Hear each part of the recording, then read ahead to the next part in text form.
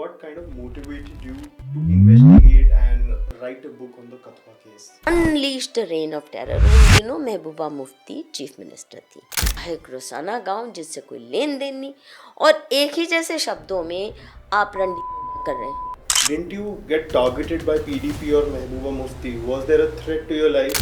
अगर किसी ने उनसे टक्कर ली है पिछले 45 सालों में तो केवल मैंने अकेले अपने बलबूते पे। और मेरी किताब में खुल के मैंने कहा है कि अगर आपको असली कातिल का पता करना है तो सबसे पहले महबूबा मुफ्ती की इन्वेस्टिगेशन हो। स्ट्रीट वेंडर्स के लिए 3 मर्डर्स अटैक हुए मेरे पे, तो Murderous attacks? हाँ, मरते मरते 3 बार बची हूँ मैं। आपको नहीं लगता कि ऐसे केस को अगर हम कम्युनल एंगल से देखेंगे? अरे कम्युनल, उन्होंने कम्युनलाइज किया। फॉरेन फंडेड एक्टिविस्ट हैं बड़े बड़े नामी ग्रामी सब लोग, तो एकदम जहाँ भी फेक नैरेटिव बनाना है पूरा हजूम इनका आता है। इनकी लीगल टीम आएगी, इनकी मीडिया टीम, वो ही 10-15 लोग दिल्ली में हावी होंगे। जिसको कहते हैं ना डी ग्रेड की क्राइम थ्रिलर भी ऐसा बेवकूफ़ नैरेटिव ना स्वीकार करे किसी स्क्रिप्ट राइटर से। देखो, मैं इस मामले में अब मुझसे भी कोई गलती ऐसी हो जाए तो मैं खुद को सूली पे टांग दूँ। मैं बहुत जालिम हूँ इस मामले में है। तो आपको डर नहीं लगा when you went बिल्कुल out for डर की बात है। investigation? अब ये मेरे माँ पिता की गलती है, मेरे जीन्स में डर डाला ही नहीं उन्होंने। तूने अपनी लस्ट सेटिस्फाई करनी है तो भाग के जल्दी जल्दी आ जा, हमने एक लड़की को कैद कर रखा।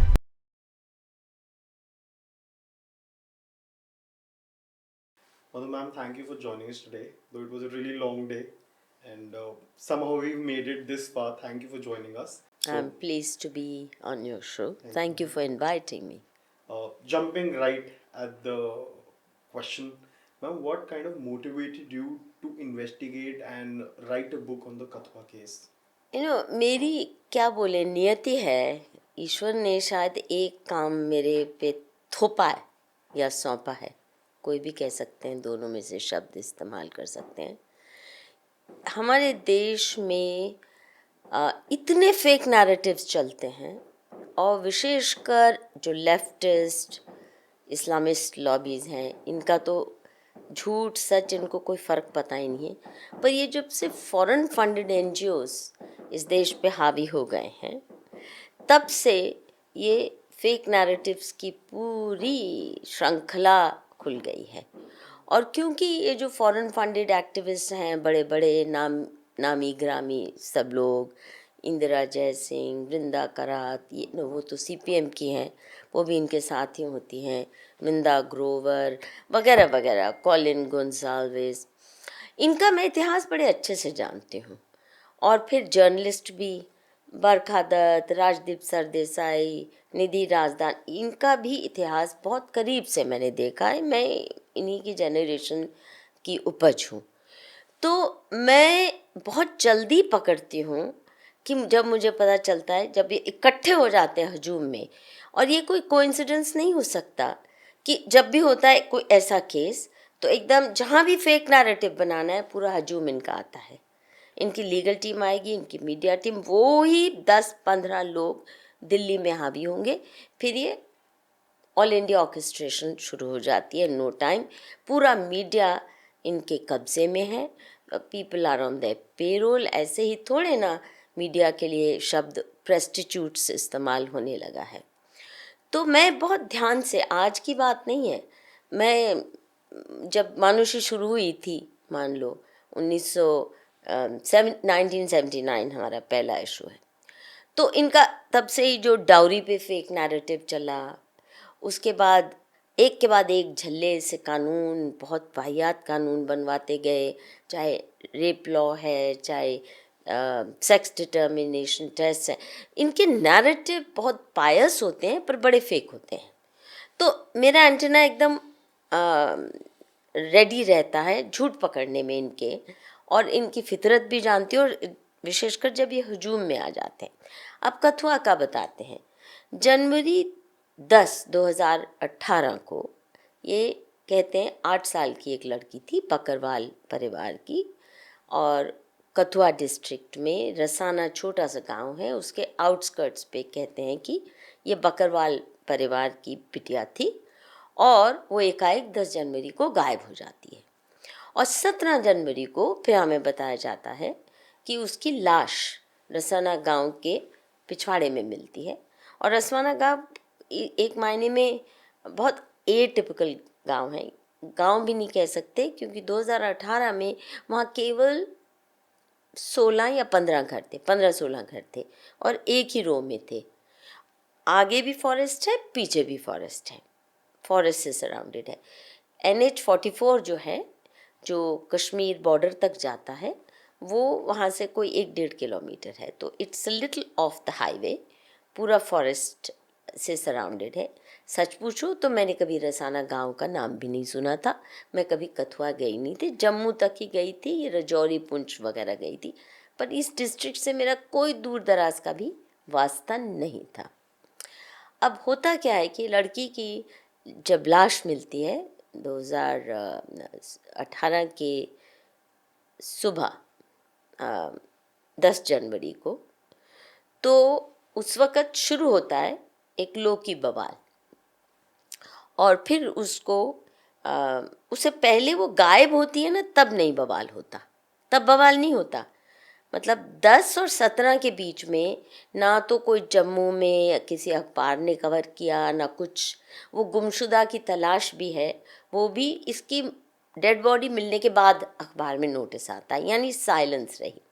अच्छा, अब मेरे क्यों कान चौकन्ने हो गए, क्योंकि जिस दिन इस लड़की की लाश मिलती है और उसके 2 घंटे के अंदर ही अंदर, वो मैंने बाद में ट्रैक किया ये कैसे हुआ, 2 घंटे के अंदर बहुत बड़ा हजूम बकरवाल मुस्लिम्स का आ जाता है। और कौन उसको कर रहा था? तालिब हुसैन नाम का PDP हुर्रियत का एक एक्टिविस्ट कर रहा था।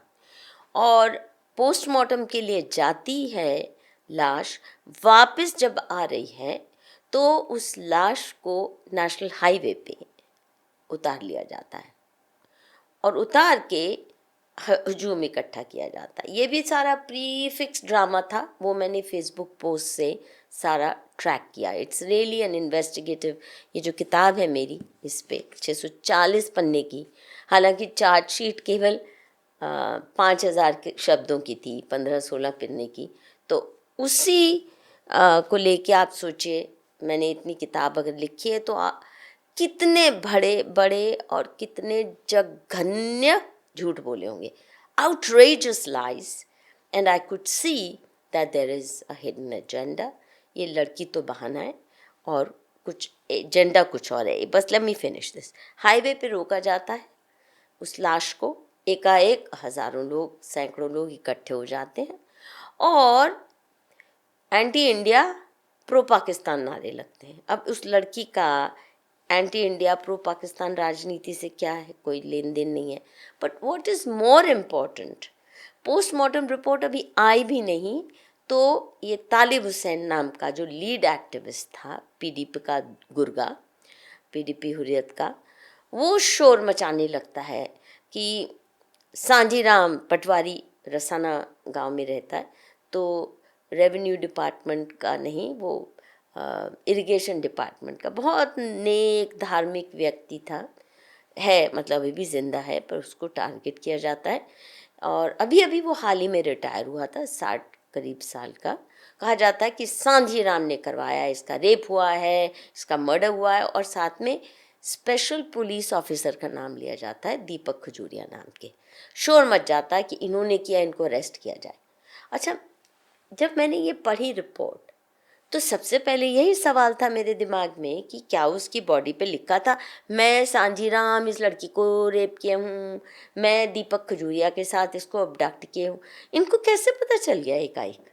हाँ, और अगर पता था पहले से ही, ये जो PDP हुर्रियत के गुर्गे, अगर इन्हें पता था ये दोनों ने किया है, तो जब 7 दिन वो गायब थी, तो तब क्यों नहीं इन्होंने पुलिस को कहा कि जाओ पकड़ो, बरामद करो इनकी गिरफ्त से लड़की? क्योंकि कहा गया सिर्फ ये नहीं कि इन दोनों ने किया है। पहले सांझीराम के एक टीनेज नेफ्यू को पकड़ा, वो उसके घर ही रहता था, स्कूल का छात्र था, टीनेज था, 18 भी उम्र नहीं हुई थी।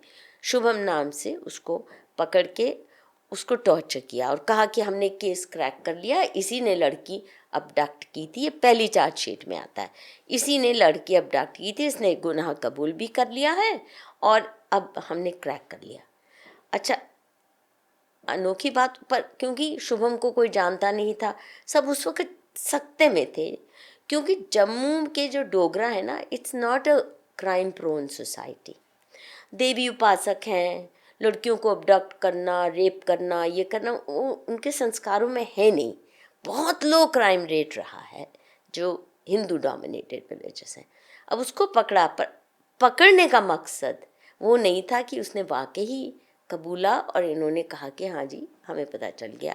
पकड़ने का मकसद था सांझी राम को पकड़ना, उसके माध्यम से फिर उसको टॉर्चर किया गया बुरी तरह से और उगलवाया गया टॉर्चर के माध्यम से अपने ही मामा को इम्प्लिकेट करना, फिर दीपक खजूरिया को, और 8 लोग कुल इम्प्लिकेट होते हैं। अधिकतर एक दूसरे को जानते भी नहीं थे, कोई लेन देन भी नहीं था, और इनमें से किसी को उस लड़की का नाम पता, कभी उन्होंने उसकी शक्ल भी नहीं देखी थी।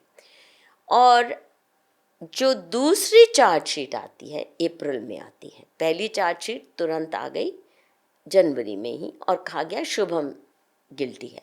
अच्छा, मैं जब उसकी कहानी आपको बताऊंगी, पहली चार्जशीट में क्या इन्होंने अजीब, वो गरीब, जिसको कहते हैं ना डी ग्रेड की क्राइम थ्रिलर, भी ऐसा बेवकूफ़ नैरेटिव ना स्वीकार करे किसी स्क्रिप्ट राइटर से।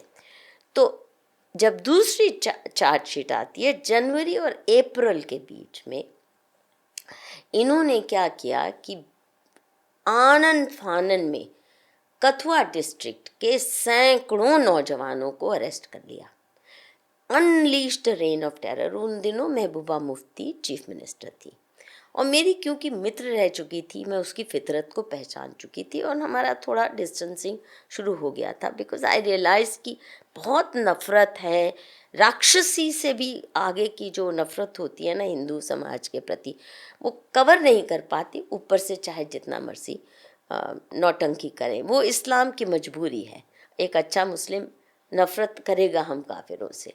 खैर, अब होता क्या है कि जब दूसरी चार्जशीट अप्रैल में दर्ज होनी है, आप मानेंगे बार एसोसिएशन के सब लोग धरने पे बैठ जाते हैं, क्योंकि इस बीच इन्होंने सैकड़ों नवयुवकों को अरेस्ट किया। इतना रेन ऑफ टेरर, रात को रेड्स हो रही हैं और इतना रेन ऑफ टेरर, पता नहीं किसको पकड़ लेंगे और टॉर्चर करके लोगों को लिप्त करवाना था झूठे केस में। तो बार एसोसिएशन के पास ऐसे कई परिवार आ चुके थे, उन वकीलों के पास, उनको समझ आ गया था कि ये तो कुछ बहुत बड़ा षड्यंत्र हो रहा है। और सेकंड चार्जशीट जो होती है वो पहली से भी वाहियात है। वो कहानी मैं आपको सुनाना ब्रीफ में चाहूँगी, पहली चार्जशीट में क्या है और सेकंड चार्जशीट में क्या है। अब सेकंड चार्जशीट जब आती है, आप मानेंगे bar association goes on strike, धरने पे बैठते हैं, 12 दिन दे स्ट्रक वर्क। बार एसोसिएशन के उन दिनों के प्रेसिडेंट जो थे उन दिनों बहुत ही निहायत शरीफ और रिस्पेक्टेबल व्यक्ति थे, BS लाथिया जी। बहुत इज्जती, आजीवन कांग्रेस ही रहे, लेकिन उस वक्त अपनी पार्टी के खिलाफ जाके भी उन्होंने ये मूवमेंट लीड की और जम्मू बंद की कॉल की। ऐसा नहीं होता है कि अच्छा ये अनजान लोग हैं, ये बहुत गरीब लोग हैं। जो 8 हुए ना टारगेट, छोटा सा गांव रसाना, उसमें अधिकतर परिवार वर्किंग क्लास है, कोई ड्राइवर है, कोई बम्बई में लोडर है, कोई किसी शॉप में, लोकल शॉप में सेल्समैन है, एक सांझी राम का परिवार है, थोड़ा सा, क्योंकि वो पटवारी था, थोड़ा पढ़ा लिखा था, पर कोई ऐसा अमीर नहीं, और वो भी अमीर इतना, मतलब इतना ईमानदार था कि गाड़ी वाड़ी नहीं, 2 व्हीलर पुराने से लंबरेटा स्कूटर में वो चलता था। तो आप अंदाज़ा लगा सकते हैं कि शरीफ ही होगा तभी, ऐसा ना। अब जब इतना बड़ा आंदोलन शुरू हो जाता है, वही नहीं, यहाँ ही नहीं, आप मानेंगे वहाँ के जो बीजेपी के उस वक़्त के फॉरेस्ट मिनिस्टर थे लाल सिंह, चौधरी लाल सिंह, और गंगा प्रसाद एक और रेवेन्यू मिनिस्टर या ऐसे कुछ, इन दोनों ने ज्वाइन किया। एकाएक फिर हिंदू एकता मंच बनती है और हजारों की संख्या में लोग प्रोटेस्ट कर रहे हैं केवल एक ही मांग लेके, सीबीआई जांच हो, ये झूठा केस है, ये फरेब है। पूरी bar association cutting across party lines कह रही है। पूरा सिविल सोसाइटी, ट्रेडर्स, वहाँ के जितने भी अलग अलग सामाजिक ऑर्गेनाइजेशंस होते हैं, सिविल सोसाइटी के, एनजीओ फेनजीओ नहीं, वो सब ज्वाइन करते हैं जब मुंह बंद होता है। और लाल सिंह तो प्रोटेस्ट में अपने गांव से चलते हैं, कथुआ डिस्ट्रिक्ट से, और जब तक जम्मू में प्रोटेस्ट करके पहुंचते हैं 50,000 लोग उनके साथ होते हैं। 500 लोगों के साथ सुबह चलते हैं और 50,000 लोग उनके साथ होते हैं जम्मू तक पहुंचते पहुंचते कि ये झूठा केस है और आतंक फैला रखा है महबूबा ने, कृपया सीबीआई जांच हो। अब जब ये सब हो रहा है तो मैं देख रही हूँ कि दिल्ली का मीडिया, तब तक मैं जम्मू नहीं गई, अब खटका मुझे तब लगता है, एक मैंने चार्जशीट पढ़ी, उजड़, मतलब नॉनसेंसिकल। मैं आपको थोड़े उसका ब्रीफली भी बताऊंगी, आपके भी रोंगटे खड़े हो जाएंगे कि क्या इस तरह की हरकतें होती हैं पुलिस द्वारा, होती हैं, और बहुत सी देखी हैं। But this was one of the most outrageous cases of false narrative that I have blasted. तो ये जब हो रहा है, हमारा जो दिल्ली का मीडिया है, हैरत मुझे इस बात से होती है कि कोई भी जर्नलिस्ट है, चाहे बरखा दत्त है, राजदीप है, निधि है, वगैरह वगैरह, कश्मीर में कोई छींक भी मारता है तो भाग लेते हैं, श्रीनगर पहुंच गए, बारामूला पहुंच गए, वहाँ से ऑन द स्पॉट रिपोर्ट करें। कोई जम्मू नहीं गया, एक भी उनमें से। कथुआ तो बिल्कुल ही नहीं, कथुआ को स्पेलिंग भी इनको नहीं आता है। रसाना गांव है नहीं है, कहाँ है नहीं पता। और एक के बाद एक फिरोशियस ट्वीट पे ट्वीटों की बौछार, सभी का सभी। वो मैंने इस किताब में पहला सेक्शन जो है वो है कि केस क्या है और क्या चार्जशीट में कहा गया, कितनी उजड़ है चार्जशीट, दोनों वर्जन। दूसरा जो सेक्शन है कि ये मीडिया फेक नैरेटिव कैसे चला, किसने शुरू किया। शुरू महबूबा मुफ्ती का बहुत बड़ा योगदान है, कश्मीर के अखबारों का तो होना ही था, पर जो मुझे कन्विंस हो गया कि ये झूठा है वो इस बात से, जब मैंने मन बना लिया कि इसको तो पक्का है मुझे इन्वेस्टिगेट करना, पर इसके पीछे इतना बड़ा षड्यंत्र होगा मुझे उस वक़्त आभास नहीं था। खैर, क्या था ये कि आप स्वयं जानते होंगे, हमारा कानून कहता है कि किसी भी रेप विक्टिम का नाम, चेहरा, आइडेंटिटी आप डिस्क्लोज नहीं कर सकते। सज़ा है 2 साल की जेल है, फाइन है, वगैरह वगैरह। आप और मैं कर दें तो ठोका जाएगा हमें। लेकिन महबूबा मुफ्ती से लेकर बरखा दत्त, राजदीप सरदेसाई, निधि राजदान, फ्लां ढिमका, उनमें आरती टिक्कू भी शामिल हो जाती, जितने नाम है ना, ये इकट्ठा गैंग होता है। जैसा मैंने कहा, ये हमेशा हजूम होता है। इंदिरा जयसिंह, उसने नाम और वो नहीं किया, पर बाकियों ने किया, पर ऐसे लगे जैसे इनका दिल फटे जा रहा है। और उस लड़की का नाम इनके ट्वीट्स में है, फोटो हैं, आर्टिकल्स हैं, इंटरव्यू दे रहे हैं, टीवी पे प्रोग्राम हो रहे हैं। अब मैं कहूँ कि ऐसा कैसे है कि एक अनजान लड़की, एक छोटे से गांव की, जिसमें 16 घर मुश्किल से, जिनका इनसे कोई लेन देन नहीं है, इसके पीछे ये मरे जा रहे हैं। हाँ, दिल्ली में हर साल 6,000 बच्चे गायब होते हैं, उसमें अधिकतर लड़कियां होती हैं। मैंने तो कई केसेस ऐसे उठाए हैं, उन पे काम भी किया। मैंने नहीं देखा कि इन्होंने कभी परवाह की हो कि वो बच्चे होते हैं तो गायब कैसे होते हैं, कहाँ जाते हैं, कुछ इनको नहीं चिंता। तो दिल्ली के बच्चों को आपकी चिंता कभी हुई नहीं। एकाएक रोसाना गांव जिससे कोई लेन देन नहीं, और एक ही जैसे शब्दों में आप रंडी रोना कर रहे हैं। हाँ, ऐसा कैसे हो रहा है? और बौछार आ रही है। तो मुझे विश्वास हो गया कि कुछ तो गड़बड़ है। यहाँ तक कि बीबीसी भी लड़की की फ़ोटो देती है, बीबीसी भी लड़की का नाम देती है, पूरी आइडेंटिटी देती है। बीबीसी की रिपोर्ट इंग्लैंड में ये करके दिखाएं, बिल्कुल नहीं उसकी इजाज़त मिलेगी।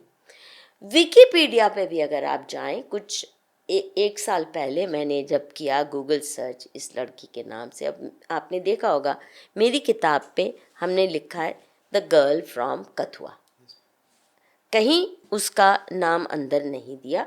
फ़ोटो भी उसको कोशिश की है कि उसकी आइडेंटिटी एज़ पर लॉ पूरी तरह रिवील ना हो, और अंदर भी गजवा विक्टिम से मैंने उसको आइडेंटिफाई किया है। अगर मुझे ये पता है तो इन सारे जर्नलिस्ट को नहीं पता, बीबीसी को नहीं पता, सीएनएन को नहीं पता, वॉशिंगटन पोस्ट को नहीं पता। ये एक इकलौती रेप विक्टिम है जिसका चेहरा नाम सबको पता है। आज तक निर्भया का असली नाम किसी को नहीं पता, उसकी शक्ल किसी को नहीं पता, वो भी इतना ही फेमस केस था। तो इसके प्रति इतनी क्या मोहब्बत। और ये जो फ़ोटो है, इसके पीछे की भी कहानी मैंने फिर इन्वेस्टिगेट की। उसकी पूरी ज़िंदगी में केवल एक ही फ़ोटो ली गई 1.5 दिन उसके गायब होने से पहले।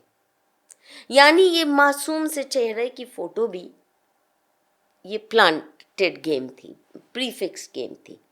तो फिर मैंने सोचा कि मुझे तो जाना ही होगा, और मैं फिर कथुआ गई। और जब वहाँ देखा तो 100% कोई ज़्यादा रॉकेट साइंस भी नहीं है, एक एक तथ्य जो मैंने देखे आते गए। You just told us that you've been friends with Mehbooba Mufti. Now the question arises, once you started investigating and when you reached there, didn't you get targeted by PDP or Mehbooba Mufti? Was there a threat to your life? Did they target you? Because being friends and being vocal about something as you are, didn't you get targeted? उस वक्त उनको उम्मीद नहीं थी कि मैं इतना बड़ा खुलासा करूंगी नाम लेके। और मेरी किताब में खुल के मैंने कहा है कि अगर आपको असली कातिल का पता करना है तो सबसे पहले महबूबा मुफ्ती की इन्वेस्टिगेशन हो, उसके नकली परिवार की इन्वेस्टिगेशन हो वगैरह। उस वक्त टारगेट की तो बात की बात है, उस वक्त मुझे कोशिश की गई, मुझे याद है मैं जम्मू में थी, तो उनकी माँ जो मुझे काफ़ी स्नेह करती थी, उनके यहाँ आना जाना रहना, तो मुझे फ़ोन करके, हाँ उनकी माँ, और फ़ोन करके कह रही हैं मधु मुझे पता होता तुम आ रही हो, मैं जम्मू से अभी आई हूँ, मैं रुक जाती, प्लीज़ आओ, मुझे मिल के जाओ, मुझे मिल के जाओ श्रीनगर। आई सेड अब वो रिश्ता ख़त्म है, बिल्कुल बिल्कुल ख़त्म है। और वो ऐसे बात मुझसे करती थी, तुम तो बेटी की तरह हो, घर की तो बहनों की तरह हो। मैंने कहा नहीं, जो ऐसे काम जो इसमें इसने इसका रोल है, कोई दोस्ती तो क्या, सलाम दुआ भी नहीं अब हो सकती। इससे पहले भी जब वो अमरनाथ एजिटेशन हुई थी तो हमारी दूरी बनने शुरू हो गई थी, was very critical of what she had done. देखो मैं इस मामले में अपने पिता का भी लिहाज ना करूं, खुद का भी ना करूं, मुझसे भी कोई गलती ऐसी हो जाए तो मैं खुद को सूली पे टांग दूं। मैं बहुत जालिम हूँ इस मामले में, ना कोई भाई रहता है फिर मेरे लिए, ना कोई सगा रहता है। But आपको डर नहीं लगा when you went out बिल्कुल for डर की बात है। investigation? अब ये मेरे माँ पिता की गलती है, मेरे जीन्स में डर डाला ही नहीं उन्होंने। एक तो कभी डांटा नहीं, ऐसे सर आँखों पर उठा के रखा। और you know I was given more respect as a 5-year-old and freedom to even make blunders and mistakes than any man anywhere in the world। कहीं दुनिया में मुझे नहीं लगता ये जो कॉम्बिनेशन है ना, प्यार का, फ्रीडम का और सम्मान के साथ, कि गलतियां भी की हैं तो कभी ताना भी नहीं देना। हालांकि मैं डिज़र्व नहीं करती थी, पर ऐसे माँ पिता मिल गए, 7 जन्मों का कोई अच्छे कर्म होंगे, अब उनके अगले 7 जन्म मैं उनका ऋण चुकाऊंगी। इस जन्म में तो मैं अच्छी बेटी सिद्ध नहीं हुई। खैर, तो सब धमकियाँ आती हैं।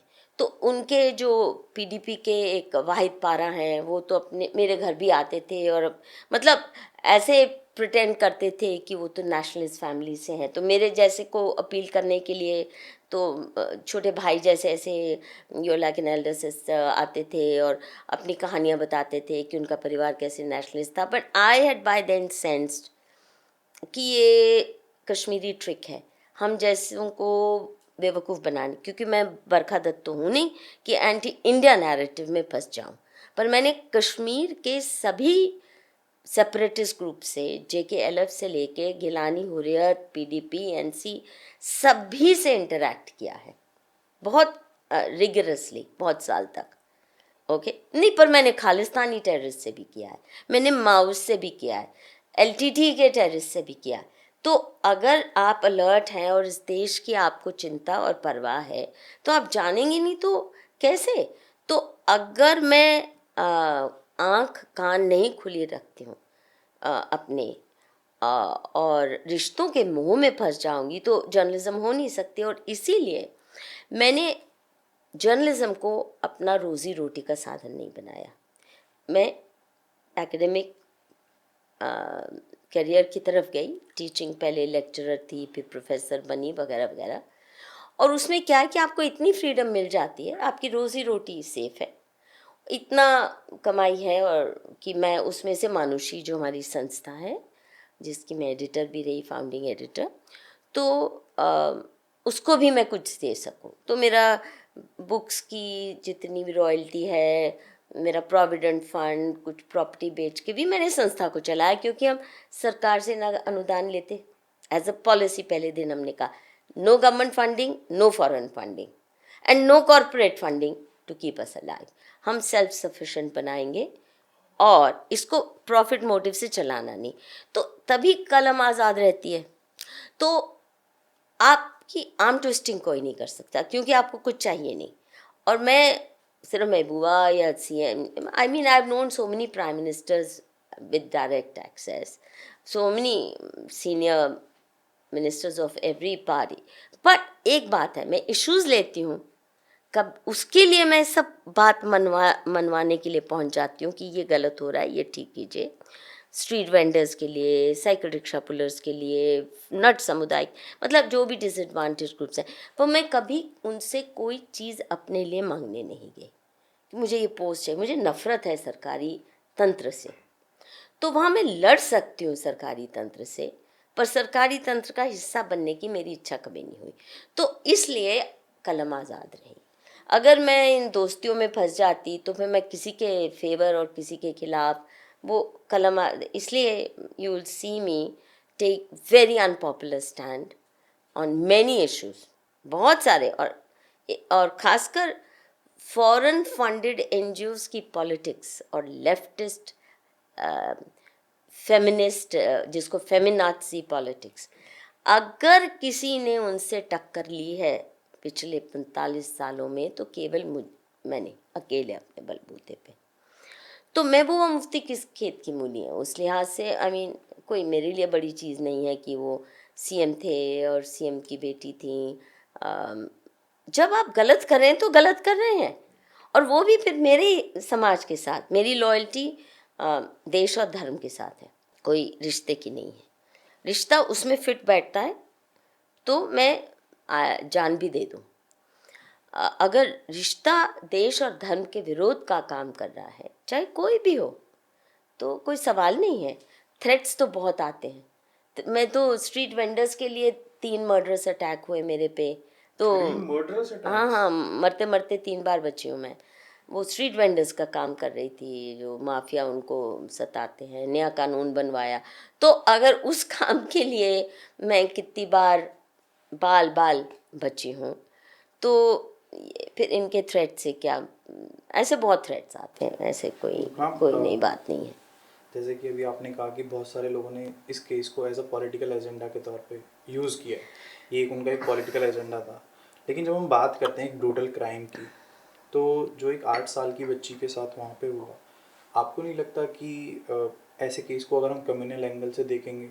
अरे कम्युनल, उन्होंने कम्युनलाइज किया। डंके की चोट पे कह रही हूँ कि जिन 8 हिंदुओं को टारगेट किया या सैकड़ों को अरेस्ट किया एज सो कॉल्ड विटनेसेस, उनको उस लड़की की एग्जिस्टेंस के बारे में भी नहीं मालूम था, कोई लेन देन नहीं था।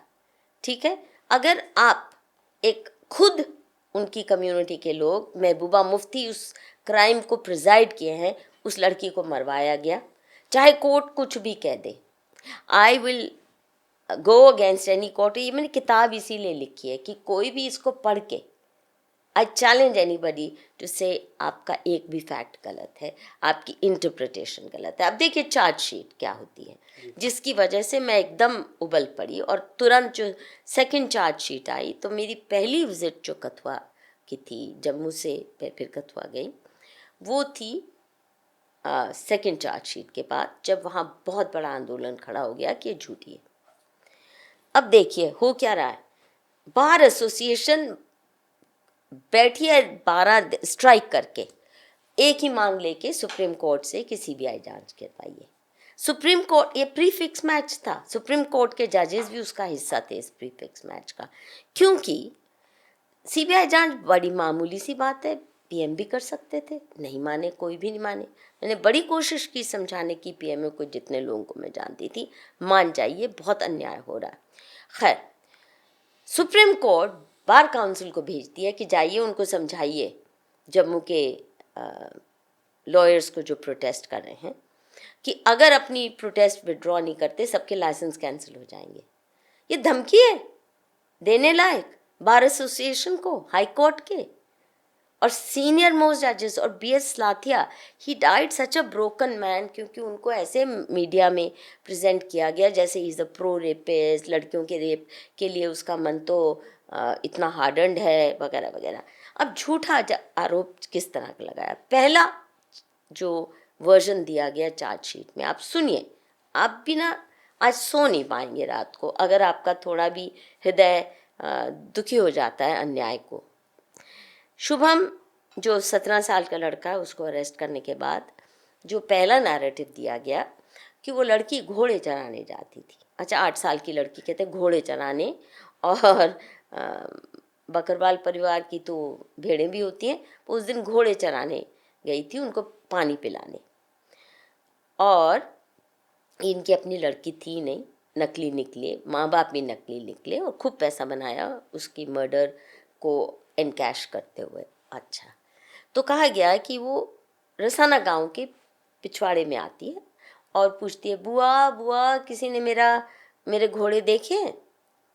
अच्छा, रसाना गांव में तो वहाँ कोई तालाब है नहीं, उसके पीछे के जंगल में है पाई तालाब, और इधर कोई घोड़े आते भी नहीं थे इस गांव में, वहाँ आने का कोई मतलब भी नहीं था, पता भी नहीं आई भी कि नहीं आई, क्यों आई।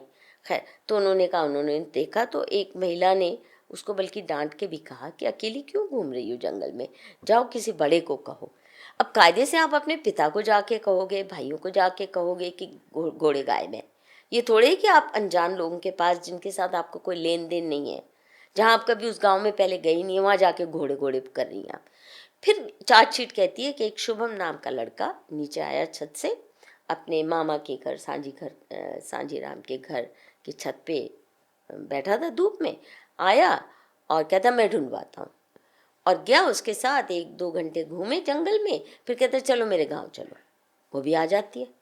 अच्छा, उसका लड़की का खुद का तथाकथित परिवार का घर, बाद में आया कि अडॉप्टेड है, अडॉप्टेड भी है कि अबडक्टेड थी, क्योंकि उसके असली माँ बाप कभी आए नहीं सामने, पुलिस ने कभी कोशिश ही नहीं की। जब ये खुलासा हो भी गया कि असली माँ बाप नहीं है, ये कह रहे हैं हमने तो अडॉप्ट की थी अपनी बहन की बेटी, पर बहन की कभी शक्ल नहीं देखी, 2 नकली बाप आ गए कि हम इसके बाप हैं, बहन कभी नहीं आई। खैर, ये लड़की घूम रही है जंगल में, फिर कहता है चल मेरे गाँव चल, वो आ जाती है, जबकि उसका खुद का घर केवल 5-6 मिनट की वॉकिंग डिस्टेंस पे है। क्यों आई गांव में? अच्छा, गांव में आई, मैं आपको वो भी फोटो भी दूंगी, सारा फोटोग्राफिक एविडेंस है मेरे पास उस गांव का, कैसा गांव था।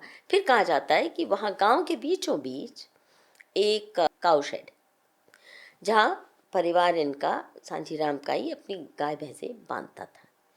तो वहाँ एक टूटा फूटा, बहुत ही गरीब किस्म का ना, टूटा फूटी लकड़ी से दरवाज़ा बना हुआ है, और उस शेड में, काऊ शेड में थोड़ी वो ड्राई घास बिछी थी, उसको कहा तू यहाँ लेट जा, वो लेट जाती है। फिर उसकी सलवार का नाड़ा उतारता है और उसको बांध देता है, और एक रस्सी से हाथ बांधता है, फिर पाँव बांधता है नाड़े से, उसी सलवार से, वो कहती है बांधते रहो, और फिर हैंकरचीफ उसके मुंह में ठूस देता है। और लड़की कुछ नहीं कहती। जो लड़की घोड़े संभाल सकती है, हाँ, 4 घोड़े, वो भाग नहीं सकती अपने घर, या आई क्यों और लेट जाती है। जनवरी की ठंड है और उस लड़की ने कोई स्वेटर नहीं पहना। वो जो उसकी फोटो दिख रही है ना, कॉटन का सा एक हल्का सा फ्रॉक सा है और नीचे कोई सलवार सी है। फिर वो लड़का रात को अपने घर से, ये चार्जशीट कहती है, चार्जशीट कहती है, वो रात को जाके अपने घर से खाना भी लाया और टॉफ़ी मिल्की वे लाया, उसको खिलाया पिलाया, और ये 6 दिन तक सिलसिला चलता रहता है। वो रोज़ रात को जाता था, इसको खाना खिलाता था, खोलता था, फिर उसको घुमाने ले जाता था ताकि पॉटी वॉटी कर ले।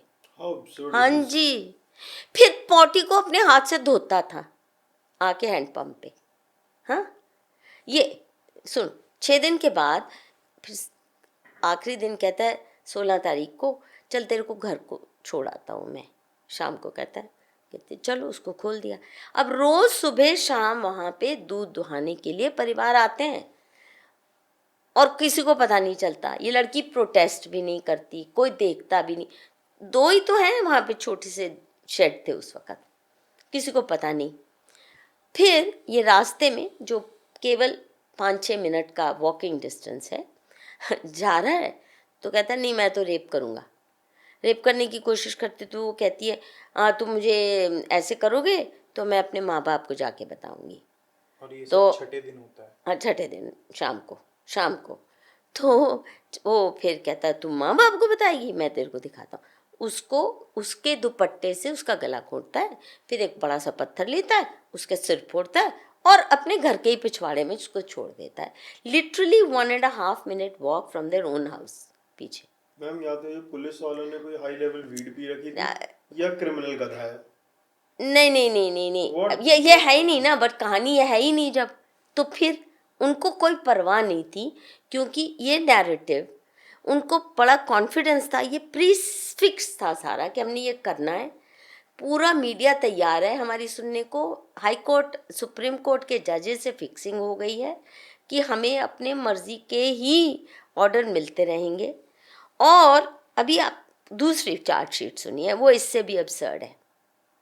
अच्छा, शुभम को फिर हिरासत में लेके Just to before you start, why did the second charge sheet come in place? कहते हैं कि इसने कस्टडी में रह के कबूल किया है कि और भी 7 लोग लिप्त थे। अब वैसे पुलिस कस्टडी में दिया बयान एडमिसिबल एविडेंस होता ही नहीं है, क्योंकि कोर्ट को मालूम है पुलिस टॉर्चर करके कुछ भी बकवा सकती है, तो it is not admissible evidence. मज़े की बात यह है कि इस केस में इस एविडेंस के जो बयान, टॉर्चर से दिए गए बयान, जो कि उसने जाके बाद में कोर्ट में कहा भी मुझे इस तरह से टॉर्चर किया गया, उसके अलावा कोई एविडेंस है ही नहीं। बल्कि जो एविडेंस पुलिस ने पेश किया, मेरी किताब पुलिस के डॉक्यूमेंट से ही सिद्ध करती है कि जो एविडेंस वो कह रहे हैं वो तो पुलिस के खिलाफ जा रहा है, वो तो सांजीराम और दीपक खजूरिया वगैरह के बचाव में जा रहा है। इनका एक भी साक्ष्य इनके चार्ज स्थापित नहीं करता। पर जज भी इतना भ्रष्ट था, और जज भी कहाँ ढूंढा? सबसे भ्रष्ट जज पठानकोट का, इंदिरा जयसिंह वगैरह ने शोर मचा के कि इसको न्याय नहीं मिलेगा जम्मू में, इसलिए इसको ट्रांसफ़र कीजिए। सुप्रीम कोर्ट ने फटाफट सबसे भ्रष्ट जज चुना, जिसका पूरा रिकॉर्ड वो भी खंगाल के मैंने पब्लिश किया है कि उसके ऊपर इंक्वायरी चल रही है वगैरह वगैरह। तो उसकी कोर्ट में, और फटाफट 1 साल से भी कम में फैसला भी सुनवा दिया। अब दूसरी चार्जशीट तो सुनो। चार्जशीट दूसरी में इसलिए दिया गया कि अब उसने 7 लोगों को लिप्त किया, और दूसरी का इसलिए भी था कि असली टारगेट तो मैंने बताया ना, सांजीराम था और कौन, दीपक खजूरिया, स्पेशल पुलिस ऑफिसर। इसके कारण है। और रसाना गांव क्यों चुना वो भी मैं बताती हूँ, पर दूसरी चार्जशीट पहले सुन लीजिए। चार्जशीट में कहा जाता है कि वो घोड़े ढूंढने आई, शुभम नीचे गया, लेकिन अब ये सांजीराम ने पहले ही कहा हुआ था कि इस लड़की को मारवाना है हमने, और हमें बकरवालों को यहाँ से भगवाना है। ये सांजीराम ने कुछ एक पुलिस ऑफिसर्स के साथ, जिसमें खजूरिया वगैरह मिलके साजिश रची थी इस लड़की को अबडक्ट करवा के मरवाने की। अब कैसे करते हैं? हाँ, एक क्वेश्चन ना, जिस गांव की आप बात कर रहे हैं उस गांव में मुस्लिम बकरवाल और हिंदूज के लगभग कितने घर होंगे? मैंने बोला ना, हिंदुओं के 15-16 घर थे उस वक़्त, आज 20 हो गए होंगे, 22 हो गए होंगे। कुछ आबादी बढ़ी है, मैं पिछले साल गई थी तो देखा बढ़ चुकी है। लेकिन बकरवाल गांव नहीं है, इस गांव से करीब 6-7 मिनट की वॉकिंग डिस्टेंस पर इस बकरवाल परिवार का एक घर है। सिर्फ एक? हाँ, एक बड़ा सा घर है, ठीक। वो अकेला है। और बकरवाल जो हैं, ये क्या है कि इनको जो पाकिस्तान ट्रेन टेररिस्ट है ना, ये खड्डों से आते हैं। वहाँ बॉर्डर से ये जो रसाना गांव है करीब 10 किलोमीटर दूर है, और ये खड्ड जो बरसाती नाले बड़े बड़े होते हैं, फिर जाके बहुत बड़ा नदी भी बन जाती है, ये उस खड्ड के बगल में बसा हुआ है और चारों तरफ से फॉरेस्ट से घिरा हुआ है। और खड्ड से जो आते हैं ना बहुत से टेररिस्ट, वो रूट चुनते हैं खड्ड से आते आते आते, और ये जो जंगल है जरसाना गांव का, वहाँ आप पहुँच के वहाँ से सीधा जंगल के रास्ते आप साउथ कश्मीर तक पहुँच सकते हैं बिना डिटेक्ट हुए, ये फॉरेस्ट का। तो it's a very popular route for terrorist to खड्ड के किनारे चलते चलते, और इसलिए इन्होंने बकरवालों के घर भी खड्डों के आसपास बनवाए हैं, या गुजरों के। ठीक है, अब क्या होता है कि ये कहा जाता है कि अब तो सांजी राम ने साजिश की थी इन सब के साथ मिलके, तो ये लड़का अब अकेला नहीं है, एक उसका दोस्त भी आता है, उसको बुलाता है। अच्छा, कैसे बुलाता है? ना उसके पास फ़ोन है, ना जिस फ़ोन को दोस्त को बुलाता है ना उसके पास फ़ोन है। तो कोई कबूतर गया था क्या संदेशा लेके, या चिल्लाया था? कोई एविडेंस नहीं देते कि कैसे बुलाया होगा। वो भी आ जाता है कि चलो इसके घोड़े ढूंढवाने के का नाटक करते हैं। घोड़े ढूंढवाने के नाटक के बाद इसको, अब कहानी थोड़ी बदल जाती है, इन दोनों का मन करता है चलो इसको रेप भी कर लें। अब वो इनके साथ घूम रही है, और बाद में ये भी आया कि उसकी एक कोई बुआ थी, उसने देखा इनके साथ घूम रही है, वो झूठा बयान देने भी पहुंच गई कोर्ट में। जब तूने देखा कि 2 हिंदू नौजवानों के साथ, टीनेजर्स के साथ घूम रही है, छोटी लड़की, शाम अंधेरा हो रहा है, तो तूने उनके माँ बाप को बताया? नहीं बताया। हाँ, तो वो भी झूठा बयान है कि मैंने देखा इनके साथ घूम रही है। वो बाद में आया मनगढ़ंत बयान, झूठे बयानों से लिप्त है ये, और उल जलूल बयान। अब क्या है कि लड़की उसको रेप करने की कोशिश करते हैं, और उनकी पहले से तैयारी है, तो उन्होंने मनार नाम की एक तंबाकू की गोली होती है, बहुत भद्दी होती है, मतलब स्मेल से ही उल्टी आ जाए, इतनी मोटी होती है। मैंने खास मंगवाई थी टेस्ट करने के लिए, दिल्ली उन्होंने भेजी मुझे, और वो दस्त लगा देती है पेट खुला करने के लिए। वो कोई सेडेटिव नहीं है। और कहा गया कि केमिस्ट से ये लेके आए थे एपिट्रिल नाम की 0.005 की एक कोई ड्रग। अब एपिट्रिल जो ड्रग है वो एपिलेप्सी की ड्रग है, कोई बेहोशी की नहीं है, नींद की गोली भी नहीं है। तो अगर तुमने उस लड़की को बेहोश करना था तो नींद की गोली लाते, नहीं तो तंबाकू ही चटा देते। आप एपिट्रिल काहे को लाए? अच्छा, एपिट्रिल 0.5 से कम की पोटेंसी में आती नहीं है, और इनके चार्जशीट में लिखा है 0.05, उतनी होती भी नहीं है। अगर हो भी तो इतनी नगण्य होगी 0.05 कि आप 50 भी खा लो तो शायद कुछ ना हो। पर एनीवे एपिलेप्सी की ड्रग है। अब कहते हैं कि उसको उन्होंने मनार डाली, ठोसी।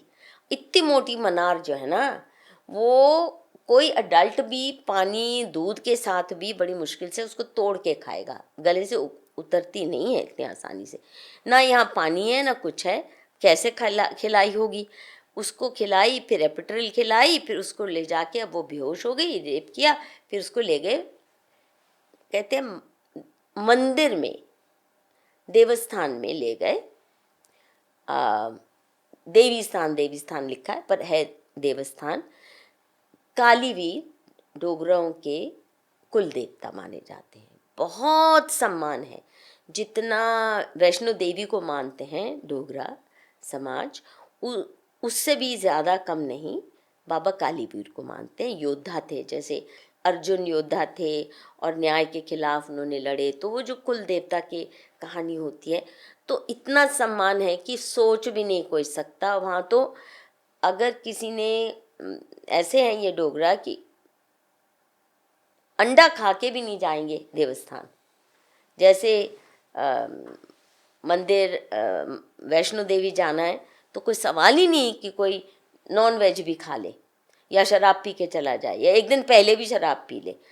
तो इतना जब समाज है देवी परस्त, तो लड़की को कालीवीर देवस्थान लेकर जाएगा जो उनका सबसे पावन पवित्र छोटा पर बड़ा गरीब सा है, क्योंकि ये गरीब समाज है और गरीब गांव है। तो ये जो देवस्थान है ये रसाना गांव से करीब 2-2.5-3 मिनट की वॉक पे है। बिटवीन ये इसके लड़की के पिता का घर वो कोई 7 मिनट है, ये 3 मिनट है, यानी उस देवस्थान से 4-5 मिनट भी नहीं है वॉक। इतना इतना क्लोज है ये सब, पर जंगल है आसपास। तो कहा गया कि उस वहाँ ले गए और वहाँ ले जाने के बाद वो बेहोश है, तो एक छोटे से टेबल पे, अच्छा वो ऐसा एक ही कमरा है गरीब सा, जैसा होता है ना गरीब, 3 गांव का एक कॉमन साझा मंदिर बाबा कालीवीर का।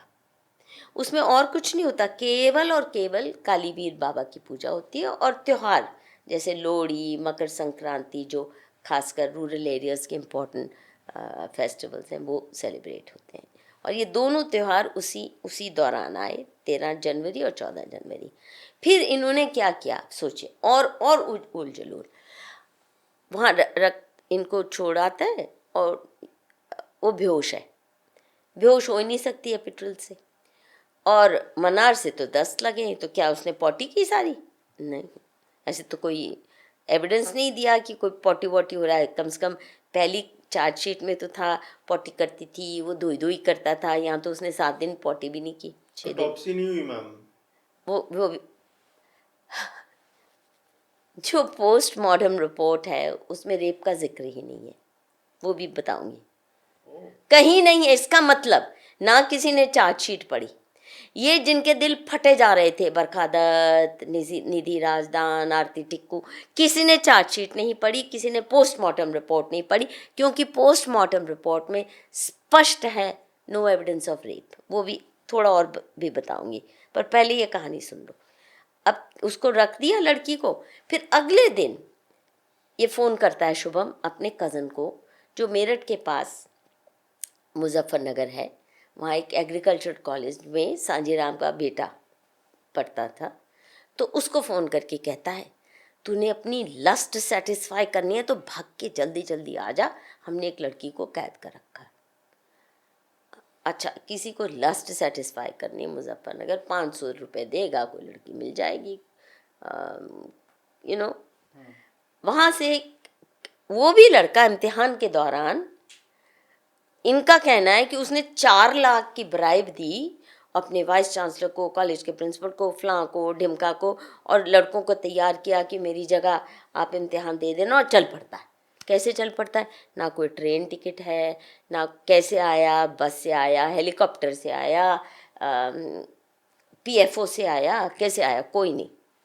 पर सुबह सुबह वो पहुंच जाता है 12 तारीख को अपनी लस्ट सेटिस्फाई करने, लेकिन वहाँ आके भूल जाता है। तो अगले दिन 13 तारीख को कहीं उसको याद आता है कि अरे मैं तो लस्ट सेटिस्फाई करने आया था। हाँ, ये कहानी चल रही है। इस बीच में दीपक खजूरिया, जिसके साथ सांजीराम ने शायद कहा जाता है कि सांठ गांठ की, उनका कोई आपसी रिश्ता है नहीं है, इसका कोई प्रूफ नहीं दिया। इससे पहले कभी वो मिले भी थे आपस में, कोई प्रूफ नहीं दिया।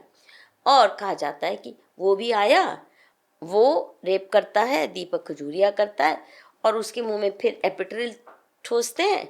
ये नहीं बताते कि जब रेप कर रहे थे तो क्या वो लड़की जगी, उसको दर्द हुई, कोई खून निकला, ना कुछ नहीं, क्या वो सोई रही? अच्छा, इस मंदिर में क्योंकि 3 गांव का साझा स्थान है, 3 दरवाजे हैं, हर दरवाजे पे ताला जो होता है उसकी चाबी एक एक गांव के जिम्मेदार व्यक्ति के पास है। जैसे रसाना गांव की चाबी सांजीराम के पास होती थी। बहुत भक्त व्यक्ति था और सामाजिक काम बहुत करता था, तो बहुत सम्मान था इस वजह से उसका। अब 3 गांव का कोई भी व्यक्ति कभी भी आता है, सुबह शाम दिया जलता है, सुबह शाम पूजा होती है, सांझी राम खुद आके सुबह का पाठ पूजा करता है, बाकी गांव के भी आते हैं। 13 तारीख को लोहड़ी है, 14 तारीख को मकर संक्रांति है। और आप जानते हैं रूरल एरियाज़ में, स्पेशली पंजाब में, जम्मू भी पंजाब का ही कल्चरली हिस्सा आता है, तो ये दोनों बहुत इम्पॉर्टेंट फेस्टिवल्स हैं। तो वहाँ मकर संक्रांति और लोहड़ी का संगत होती है, और लंगर भी लगता है, प्रसाद भी बनता है, मॉडेस्ट खिचड़ी हो चाहे, पर सब इकट्ठे होते हैं, ढोलकियाँ बजती हैं, जो भी खंजीरे बजते हैं, सब कुछ कीर्तन होता है। लड़की का ना कोई लड़की को देखता है, ना वो उठती है, ना वो कुछ पता नहीं। ये भी कहते हैं कि 11 तारीख सुबह पुलिस के पास जाने से पहले, पुलिस तक अभी तक पेरेंट्स नहीं पहुंचे हैं, अभी तक उन्होंने एफआईआर लॉन्च नहीं की। सुबह सुबह इसके पास 6:30 बजे इसका नकली पिता कहता है कि मैं अपनी पत्नी के साथ गया था और सांझी राम से पूछा, क्योंकि ये टीका पढ़ता है, वो एस्ट्रोलॉजी करता है, तो मैंने कहा मेरी बेटी का भी देखो कहाँ है सेव है। तो सांझी राम ने कैलकुलेशन करके कहा नहीं सब ठीक है, किसी रिश्तेदार के पास है, तो कोई चिंता की बात नहीं। अब आप बताओ, एक तरफ आप कहते हो मेरी बेटी को मरवाया, हमसे नफरत करता था, ऐसे आदमी के पास आप क्यों जाओगे? पहले आप पुलिस के पास जाओगे कि उसके पास जाओगे जिसको आपने बाद में इम्प्लिकेट करना है कि ये तो हमारा दुश्मन था। और वो भी गया मंदिर में, उसको भी नहीं दिखी लड़की, जबकि मंदिर जो है ना, जैसे आपका है ना ये रेक्टेंगुलर सा कमरा, थोड़ा इससे बड़ा, गरीब सा फर्श, कच्चा सा फर्श, कोई फर्नीचर नहीं, केवल एक टेबल है 2.5 फीट बाय 3 फीट ऐसा कुछ, खाली। यहाँ पे मेरा एक क्वेश्चन है, सॉरी टू इंटरप्ट, कि वो सांझी राम को इम्प्लिकेट क्यों कर, वो आएगी, बड़ी इंपॉर्टेंट कहानी है जी। तो ये उसको रेप करते हैं, वो आ जाता है इम्तिहान छोड़ के, किस ट्रेन से आया कुछ पता नहीं, आ भी नहीं सकता मेरठ से उतनी देर में जितनी में कहते हैं, क्योंकि मेरठ से कोई सीधी नहीं है, आप दिल्ली से आओगे, फिर दिल्ली से ट्रेन लोगे, क्या मतलब किस रूट से आओगे। हालांकि फर्स्ट वीक ऑफ जनवरी में वो इम्तिहान देने के लिए गया, उसके पास ट्रेन टिकट भी है, सीसीटीवी फुटेज भी है, इम्तिहान में बैठा हुआ था। उसके प्रिंसिपल ने दिया स्टेटमेंट पुलिस को कि yes he appeared for the exam. जिस लैंडलेडी के यहाँ वो पेइंग गेस्ट के रूप में रहता था, और उसके रूममेट्स ने भी बयान दिया, ये हमारे साथ था, लैंडलेडी के पास फोटोग्राफ्स हैं कि उन दिनों ये लोहड़ी के दिन मेरे घर में था और मेरी ग्रैंड डॉटर का बर्थडे था, उसमें भी ये शामिल हुआ। वो पुलिस ने कैमरे भी की सारी फ़ोटो भी छीन ली और कॉलेज के रिकॉर्ड भी सीज करके गायब कर दिए, कोर्ट में पेश नहीं किए, पर वो चिल्लाते रह गए।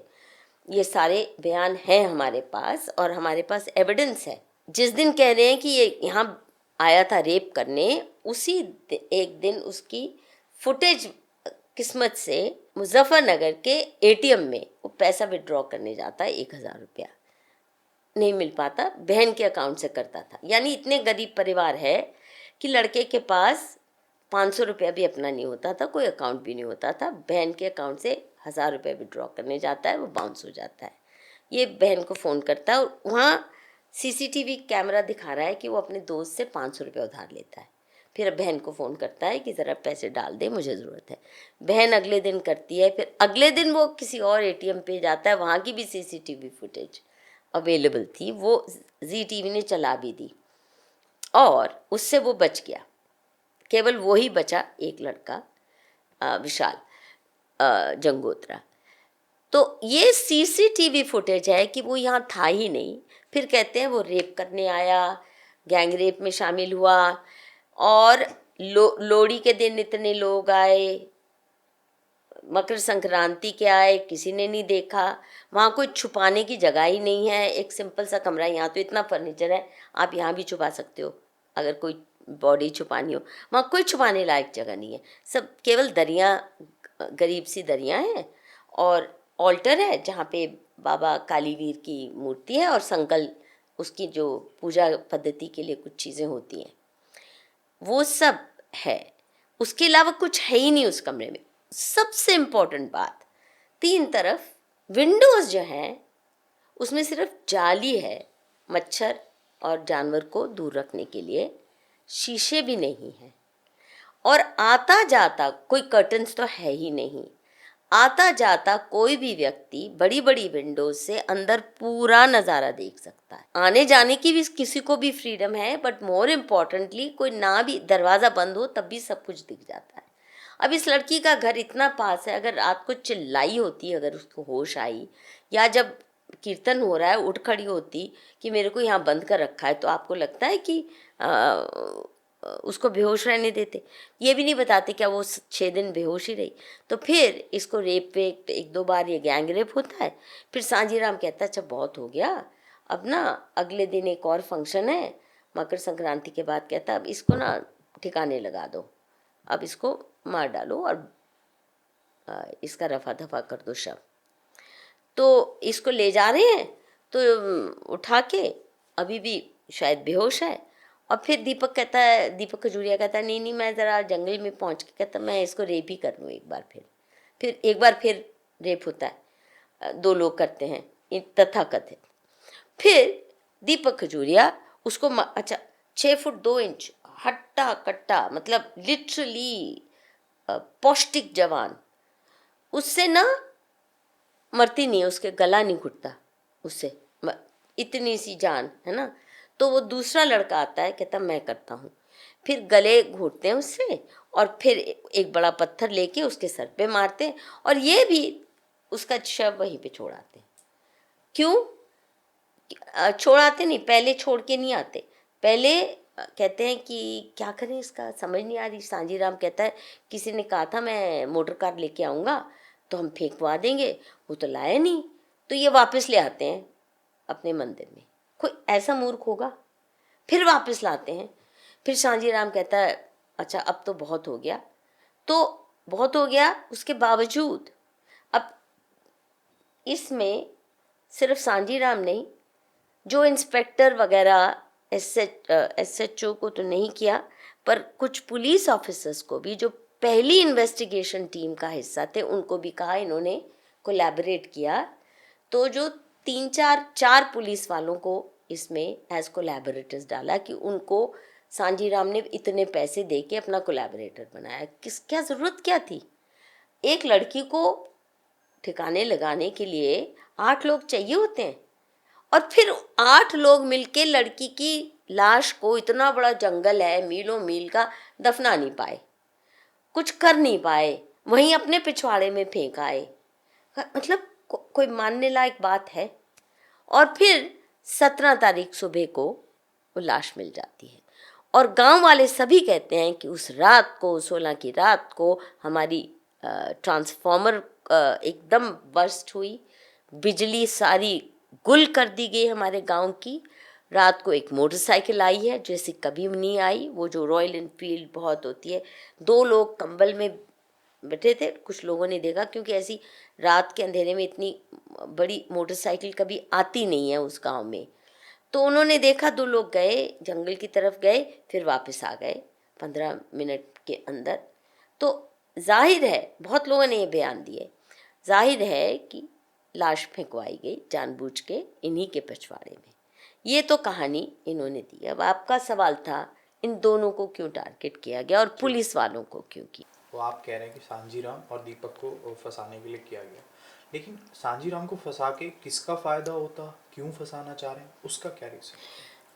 एक तो हिंदुओं के बीच में दहशत फैलाना, ये मेन था, और इसमें सरकार ने पूरी मदद की, सेंट्रल गवर्नमेंट ने भी, सुप्रीम कोर्ट ने भी बट मैम उनको क्रश कर। सेंटर में तो बीजेपी गवर्नमेंट थी। तो उन्होंने किया ना। अब जैसे उदाहरण के लिए मैंने आपको बताया चौधरी लाल सिंह और गंगा प्रकाश, ये 2 मिनिस्टर थे बीजेपी के, उनको मजबूरन रिज़ाइन कराया गया क्योंकि उन्होंने इतना बड़ा आंदोलन खड़ा कर दिया। चौधरी लाल सिंह ने विशेषकर एक एक डिस्ट्रिक्ट में जाके उसने इतना बड़ा आंदोलन खड़ा किया, उनको रिज़ाइन कराया गया। बार एसोसिएशन को ब्लैकमेल किया गया, थ्रेट्स दिए गए कि तुम्हारा लाइसेंस कैंसिल कर देंगे। ये क्रश करने का ही है ना तरीका। इतना डीमोरलाइज हो गए उस वक़्त लोग हिंदू समाज के, क्योंकि इतनी दहशत है। एक तो उनके सैकड़ों बच्चे निर्दोष बच्चे जेल में फंसे हुए हैं, उनको टॉर्चर किया जा रहा है, उनको फोर्स किया जा रहा है झूठे बयान दो वगैरह वगैरह। हालत यहाँ तक पहुँच गई कि बहुत से गांव के लोग, विशेषकर रसाना और उसके नेबरिंग गांव छोड़ के मेन हाईवे पे, कूटा मोड़ पे, जो मेन हाईवे है जो कश्मीर पे जाता है, एक बहुत बड़ा बरगद का पेड़ है और एक मंदिर है उसके पास और स्कूल है उसके पास ही, वहाँ अपने गांव छोड़ के वहाँ बैठ गए। धरना 6 महीने से ज़्यादा दिया, सर्दी की कड़क थी उसमें लोगों ने, और मंदिर में ही स्कूल में ही सोते थे, और वहाँ पे महिलाएं बैठती थीं, सारा गांव के आसपास के लोग भी आ जाते थे कि हम अपने गांव में नहीं लौट पा रहे हैं। और बहुत से लोगों ने अपने नौजवान बच्चों को जम्मू से भगाना शुरू कर दिया कि जम्मू में आपका कोई यहाँ है नहीं। अब इसका मेन पर्पस क्या था? एक तो डेमोग्राफिक इन्वेजन, एक माहौल बन रहा था कि रोहिंग्या को, बांग्लादेशियों को यहाँ बसा रहे हो, खासकर आर्मी बेसिस के आसपास बहुत सिस्टमैटिक ढंग से रोहिंग्या और बांग्लादेशी बस्तियाँ बसाई गई हैं, और वहाँ से आए दिन जितने भी जम्मू प्रोविंस में अटैक हुए एयर बेसिस पे, आर्मी बेसिस पे, सीरीज ऑफ अटैक हुए, टेररिस्ट अटैक, बहुत घातक किस्म के, वो यहीं से इनको प्रोटेक्शन मिलती थी। ये जो बस्तियां बसाई गई, टेररिस्ट आते हैं, खड खड के आसपास हैं ये सारे गांव स्थित, तो वहाँ टेररिस्ट आते हैं, नेटवर्क इनके बहुत वेल इस्टेब्लिश्ड हैं, ऊपर कश्मीर तक जाते हैं। और रसाना गांव को खाली करवाना था, खाली इसलिए करवाना था कि ये उनको बहुत अच्छी जगह मिल जाती for terrorist to get their first halt in a safe place. The bigger picture was Rasana गांव को खाली कराना। और क्योंकि फिर उसके पीछे पूरा एक्सेस मिल जाता है, सीधा फॉरेस्ट के रास्ते से आप कश्मीर तक पहुंच सकते हैं। This entire incident was to get this is infiltration one part, only one part. Second part, Sanji Ram को क्यों टारगेट किया और दीपक खजूरिया का क्यों ऑब्जेक्ट लेसन बनाया गया? सांजी राम एक तो स्वयं भी और लोगों को भी, अपने हिंदू समाज को हाथ जोड़ जोड़ के कहता था, कृपया अपनी ज़मीन मत बेचो, ये खरीदे जा रहे हैं और ये हिंदू विहीन हो जाएगा हमारा कथुआ डिस्ट्रिक्ट भी। जम्मू प्रोविंस में 8 डिस्ट्रिक्ट हैं, राजौरी, पुंछ, डोडा, किश्तवाड़, रामबन, 5 ऑलरेडी जो कश्मीर से करीब लगते हैं, नॉर्थ साउथ कश्मीर से जुड़े हुए हैं, वो ऑलरेडी मुस्लिम मेजॉरिटी हो चुके हैं। अब सोचोगे रामबन, राम के नाम से, वो भी हो चुका है मुस्लिम मेजॉरिटी। राजौरी, पुंछ, वहाँ टारगेटेड किलिंग आज भी हो रही हैं, वहाँ से हिंदुओं, जो बचे खुचे हिंदू हैं उनको भगाना है। और मुस्लिम मेजॉरिटी हो गए, जब आपको पता ही है कि मुस्लिम जहाँ भी मेजॉरिटी होते हैं फिर वो रहने नहीं देते, और बहुत जल्दी 30% हुए तो 90% तक पहुँचने में उनको टाइम ही नहीं लगता। वो 5 हो चुके थे, 3 बचे हैं जम्मू प्रोविंस के डिस्ट्रिक्ट, कथुआ, सांबा और Udhampur. Now, I'll contradict you here once. BJP at the moment, the center leadership claims that अब ऐसा नहीं है कश्मीर में, and they claim this by showing कि लाल चौक जैसा पहला था अब वैसा नहीं है। वहाँ हिंदुस्तान का झंडा भी फहराया जा रहा है, वहाँ पे फ्री मूवमेंट ऑफ टूरिस्ट भी है, अब आर्मी की प्रेजेंस भी कम हो गई है। How would you answer that? Number 1, क्या एक कश्मीरी पंडित वापस जा सका? नहीं। नहीं। आपको ये भी मालूम है, आए दिन जो बेचारे मजदूर भी जाते हैं, टारगेटेड किलिंग आज भी हो रही है, recent killings also. आए दिन हो रही हैं, दहशत फैलाते हैं। तीसरा, ये कहा गया था सैनिक कॉलोनी बसाई जाएगी और फिर उसमें कश्मीरी पंडितों के लिए बनाया जाएगा। यहाँ तक कि जो मुफ्ती के ज़माने में या कांग्रेस ने करीब 2,500 हिंदुओं को छोटी छोटी घटिया घटिया नौकरियां दी थी सरकार में, क्योंकि ये विस्थापित हुए थे तो आ जाओ जी, और उनके लिए ना पोटा कैबिन जैसे 2-3 जगह कॉलोनीज बना दी गई, और 2 कमरे का पोटा कैबिन है, उसमें 2-2 परिवार रह रहे हैं, लगा ghetto and a miserable wretched existence, उससे बाहर आप घुस नहीं सकते। देवर सिटिंग डक्स, आए दिन वहाँ भी अटैक होते थे और टारगेटेड किलिंग होती थी। ये सब भाग के जम्मू बैठ गए कि हम वहाँ नहीं नौकरी कर सकते, आप हमें यहाँ ही दीजिए। तो उन्हें कहा गया फिर नौकरी से बर्खास्त समझो अगर आप नहीं जा सकते। I can't counter you again. The government also claims they've removed 370. उस पे आ जाती हूँ, 1 मिनट में आ जाती हूँ। ये तो मानते हो कि आज कश्मीरी पंडितों की या हिंदुओं की संख्या बढ़ने की बजाय कम हुई है। Agreed. कश्मीर में Agreed. रजौरी पुंछ से भी निकले हैं, वहाँ टेरर अटैक हुए हैं, टारगेटेड किलिंग्स हुई हैं, टारगेटेड किलिंग्स हुई हैं। वहाँ स्पेशल पुलिस ऑफिसर्स बनाए जाते थे, ट्रेन किया जा रहा था, वो भी सिस्टम को डिसमेंटल किया गया। They should be armed properly to defend themselves, वो भी सिस्टम को डिसमेंटल किया गया। 5 ये district, so this is a fact. आप मेरी किताब में डेमोग्राफिक डेटा है कि कैसे ये हिंदू विहीन होते गए। 3 बचे हैं और कथुआ में हिंदू मेजॉरिटी आज भी है। यहाँ पाकिस्तान के बॉर्डर के साथ है। ये नारकोटिक्स ट्रेड और वेपन्स ट्रेड का और टेरर इनकर्शंस का ये बहुत कन्वीनियंट रास्ता है। मैं बॉर्डर तक होके आई हूँ and I have travelled across, I mean along that खड जहाँ से ये टेरर रूट है। मैं खुद पैदल उधर से चल के देखा है मैंने, बॉर्डर भी देखा है कितना पोरस है। अब यहाँ हिंदू विहीन कथुआ डिस्ट्रिक्ट को करना है तो यहाँ दहशत ही फैलानी पड़ेगी ना।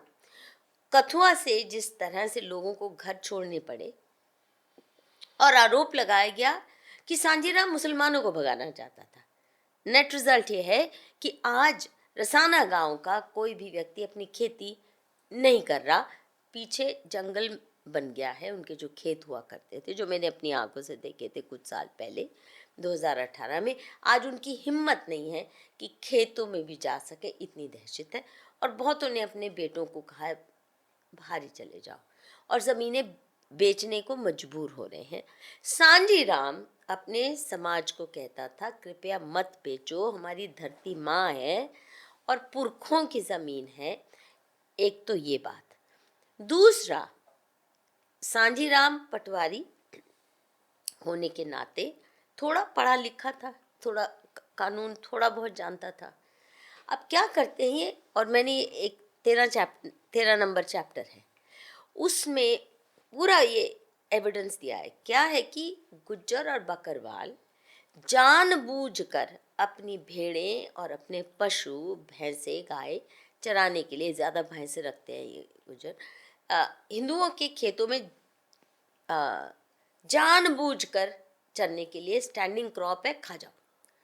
अब कितने केसेस हुए हैं जहां हिंदू ने अगर रेजिस्ट किया, उसको पीट डाला, यहाँ तक मर्डर कर डाला, और पीटने के बाद फॉल्स केस भी लगा देते हैं। और वो खुद पुलिस ने ऐसे 11 उदाहरण दिए हैं ये सिद्ध करने के लिए कि सांजी राम इनसे दुश्मनी रखता था। और 11 केसेस उन्होंने साइट किए हैं कि देखो हिंदुओं और बकरवालों के बीच या गुजरों के बीच ना तनातनी थी। एक तो वो कथुआ के नहीं है, किसी और डिस्ट्रिक्ट्स के हैं जिनसे सांजी राम को कोई लेन देन नहीं। सेकेंडली, वो 11 के 11 जो FIRs इन्होंने साइट किए और मैंने वर्बेटिम कोट किए हैं, वो दिखाते हैं कि हिंदू पिट रहे हैं, उनके खेतों को तहस नहस करने ये अपने जानवर ले आते हैं, और हिंदू प्रोटेस्ट करे तो पीट डालते हैं, मर्डर तक कर डालते हैं। पुलिस में सुनवाई नहीं। अब सांजी राम ने ये और दीपक खजूरिया ने भी ये मुहिम चलाई कि अपने खेतों के आसपास फेंसिंग करो ताकि पशु आ ना सके। और ये मैं साक्षी खुद हूँ। और उसने अपने भी खेतों में ऐसे करने की कोशिश की, तो वो भी उसके खिलाफ किया कि ये बकरवालों को अपने खेत चरने नहीं देता था। अरे यानी मेरा स्टैंडिंग क्रॉप, ये इस्लामिक मानसिकता, यही इसको कहते हैं। वो सोचते हैं हमारा हक है क्योंकि काफिर हैं, अब तो हमारी मर्जी, जैसे वक्फ एक्ट है, कोई भी लैंड अपना बना लेती है। तो इन्होंने इस चीज़ पे महबूबा मुफ्ती को मैंने मेरे कानों से आग उगलते सुना है। जब मैं उसकी मित्र थी, पूरी बात तब नहीं मैं समझ पाई थी इसका मतलब क्या है फेंसिंग को लेके। She wanted to enact a law कि आप अपने खेत को फेंस नहीं कर सकते। यहाँ तक कि मैं अपने कानों से सुनी बता रही हूँ और मैंने लिखा है खुल के, आर्मी वाले बेसिस वाले जो ऑफिसर्स हैं वो कब से मिन्नतें सरकार की कर रहे थे, इनको हटाइए, हमारे बेसिस सिक्योर नहीं है। नहीं हो पाया, एक भी नहीं उठा। फिर आर्मी ने क्या किया, फेंसिंग करनी शुरू कर दी कंटीली तारियों से। महबूबा मुफ्ती इतना उबलती थी इस बात पे, और उसका कहना क्या था ये इन शब्दों में, अब डंगरों और भैंसों को क्या पता कि ये आर्मी बेस है, तो वो तो जख्मी हो जाते हैं, ये तो प्रोवोकेशन है आर्मी की, हमारे गुजरवाल बकरवाल मुस्लिम भाइयों के खिलाफ प्रोवोकेशन है। She actually wanted to pass a law, What shit? so you're calling it shit, but it happened. Not only that, so ये दोनों यही करते थे।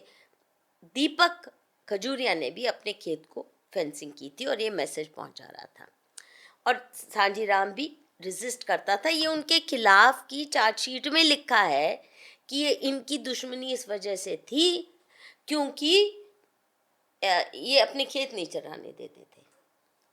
मतलब इतनी सेंस ऑफ एंटाइटलमेंट है। आगे और सुनिए, जो बात शंकराचार्य जी ने भी उठाई वो ये कि आर्टिकल 370 के चलते Ranveer penal code section 298A 298B, जिसका मैंने हवाला दिया है, बहुत स्ट्रिक्ट पनिशमेंट थी। सिर्फ काऊ नहीं, ये जो सारा पशुधन है उनको स्लॉटर करना, स्मगल करना, बीफ पोजेशन करना सीरियस अपराध है रणवीर पीनल कोड में।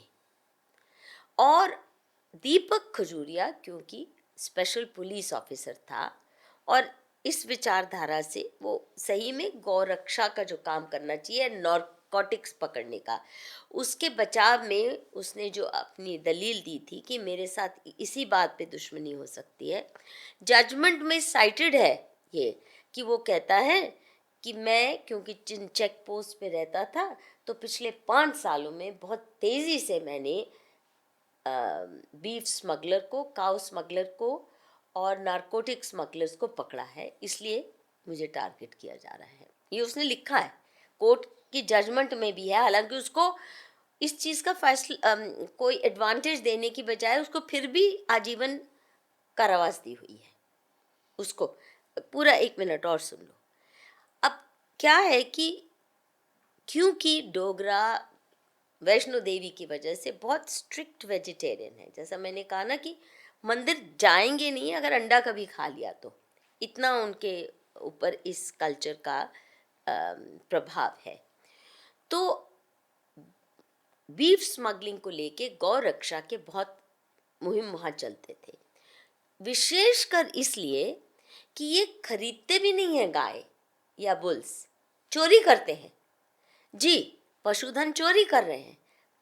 और चोरी करना वो समझते हैं ठीक है ना, क्यों नहीं, काफिर का माल है। हम चोरी तो चोरी है। इस्लाम की नज़र में काफिर की बेटी उठाना भी चोरी नहीं है। आपको नहीं पता, माले गनीमत जो आपने कब्जा कर लिया, किसी की बेटी अबडक्ट कर ली, इट्स कॉल्ड माले गनीमत, यानी वॉर बूटी है ये एक्चुअल में हाँ हाँ, माले गनीमत is a term, Islamic term. और उनके प्रॉफिट ने भी कहा है आप जैसे मर्जी इस्तेमाल करें, तो चाहे आप नीलाम करें, चाहे उसका देह व्यापार करें, कुछ भी करें, माले गनीमत है। जब स्त्री के साथ ये कह सकते हैं, आपकी प्रॉपर्टी वक्फ एक्ट के बारे में सुना है ना आप तो, कि उन्होंने कह दिया हमारी है तो हमारी है, चाहे वो पार्लियामेंट हाउस की बिल्डिंग है, सारा 2/3 70% ऑफ दिल्ली कहते हैं हमारी है, कोई उनको दस्तावेज की भी ज़रूरत नहीं है। ये मानसिकता से वो चलते हैं और वो खुल के कहते हैं हमने हुकूमत करने के लिए हम अल्लाह ने हमें भेजा है और करेंगे। आप काफिरों के ऊपर नहीं करेंगे तो और क्या करेंगे आपके ऊपर, और आपकी एसेट्स हमारी मर्जी पर रहेंगे। तो एक तो ये कि वो एक्टिव था गौ रक्षा में, और वो ये नहीं कि अपने मन मर्जी से गौ रक्षक था, स्पेशल पुलिस ऑफिसर के नाते वो स्टेट का कानून लागू कर रहा था। वहाँ रणवीर पीनल कोड के तहत बहुत बड़ा संगीन अपराध माना जाता है। और ये शंकराचार्य ने भी कहा। अब 370 को हटा के और तो कोई हिंदुओं को फ़ायदा हुआ नहीं, ये ज़रूर मुसलमानों को फ़ायदा हो गया कि गौरक्षा का कानून उड़ गया, वापस रीइंस्टेट नहीं किया गया। और मुस्लिम कितने डेस्परेट थे हटाने के लिए। मैंने कहा ना, महबूबा से तो मैंने बहुत बातें सुनी, ये भी उसके मुंह से सुना, ये गौरक्षा गौरक्षा करते हैं, पर ये मुसलमानों के लिए इसलिए नहीं कि उनको हिंदुओं से कोई दुश्मनी है, पर यह है कि सस्ता होता है मीट, बकरे का मीट महंगा होता है, तो इसलिए गरीब मुसलमान है तो बीफ खाता है, तो हमारी डाइटरी चॉइस है। बट आपने ये चीज पीएमओ को रेज नहीं करी रणवीर? लिखा है सब कुछ किताब में। Did you reach out to the senior leadership and asking them Yes. To reinstate reinstate what? Ranveer law? ये किताब में सब कुछ लिखा है, पढ़ें तो सारी चीज़ें। रणबीर पीनल कोड के और भी अहमियत जो पहलू हैं सब खत्म हो गए। जो अच्छे कानून महाराजा हरि सिंह ने हिंदुओं के संरक्षण के लिए किए थे, वो सब खत्म कर दिए गए। ये तो एक ठोस उदाहरण है जिसका मैंने भी हवाला डिटेल में दिया है। कोई आज नहीं कह रही हूँ, शंकराचार्य जी ने उठाया, पूरे डिटेल में दिया है मैंने, क्लॉजेस कोट करते हुए। चोरी भी करते थे और भारी पैमाने पे, और कितने डेस्परेट होंगे हिंदुओं को क्रश करने के लिए कि आप सोचो। ये जो इंजीनियर रशीद है ना, यहाँ का एमएलए, ये बीफ पार्टीज ऑर्गेनाइज करता है। इसकी वीडियो का भी मैंने लिंक दिया है, वीडियोज हैं, रिलीज करता था बीफ पार्टीज सड़क पे खड़े होके।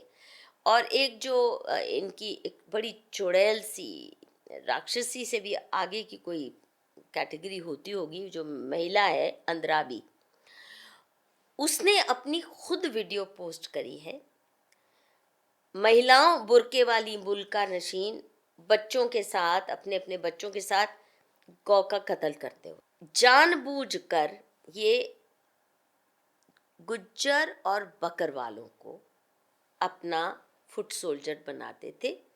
ये कश्मीरी मुसलमान खुद नहीं ये करते, इनको सारा किया ब्रेन वॉश, और इनके माध्यम से ये सारा काम शुरू किया। वहाँ बड़ी मात्रा में जाना, फिर पब्लिकली स्लॉटर करना, पब्लिकली इनको भी कहा कि तुम भी पहले, नहीं तो क्या होता था ना, ये गुज्जर और बकरवाल गौ हत्या नहीं करते थे। थोड़ा इन्फ्लुएंस रहता है हिंदुओं के साथ रहने में, थोड़ी तो अकल आई जाती है, पर इनको भी इंस्टिगेट किया गया कि आप भी खाओ और हमारे लिए भी लेके आओ।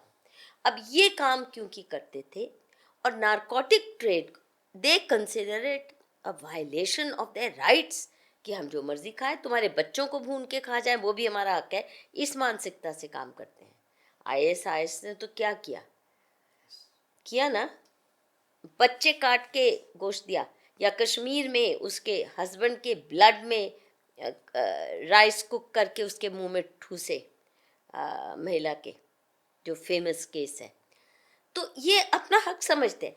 आप उनकी नज़र में गुनाह है ही नहीं, उनके हक हैं, और हम उनके मजहबी हकों के बीच में दीवार बन के खड़े हो जाते हैं। तो ऐसे थोड़े समाज चलते हैं। I think you've given us a lot of points to think about, and one should ponder about it, think more, act wisely. And on this note, we'll end our today's podcast. Man, thank you so much for being there. Thank you. Thank you for your very patient hearing.